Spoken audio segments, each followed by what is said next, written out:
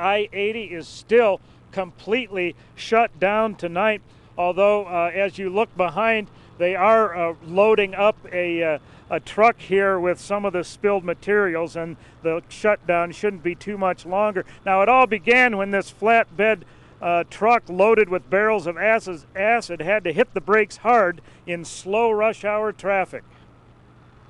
This happened at I-80 and State Street. The semi carried 80 drums of hydrochloric acid used in batteries and used as a highly caustic cleaner on masonry surfaces. Just ahead of this truck, driver Jan Johnson was stopped in traffic with her 2 babies, looking back nervously as the semi hit its brakes behind her.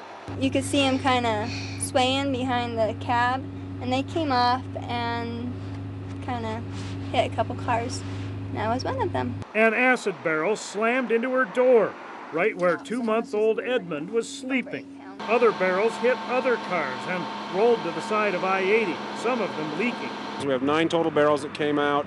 1 is off gassing, the one that was hit the most by one of the passing automobiles, and then there are several others that are just leaking from the stems. Hazmat experts responded immediately. Most barrels simply had to be pulled upright. This one was venting fumes. It had to be packed in another larger barrel.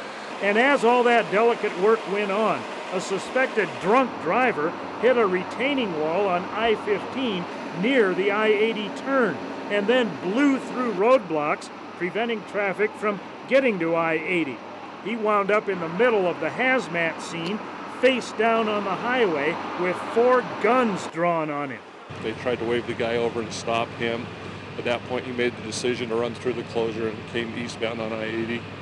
And a couple of troopers had to follow him up in here to the closure and stop him. So as hazmat crews delicately dealt with hydrochloric acid barrels, Jan Johnson, along with Lucy and Edmund, waited patiently in an ambulance. And a wayward driver who made a bad choice got cuffed and stuffed into a patrol car.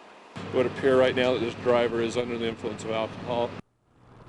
Now, as for the other driver, the driver of the truck behind me, he will face a charge of failure to secure his load, and his company is going to be responsible for maybe tens of thousands of dollars in cleanup costs for tying up traffic here all night long.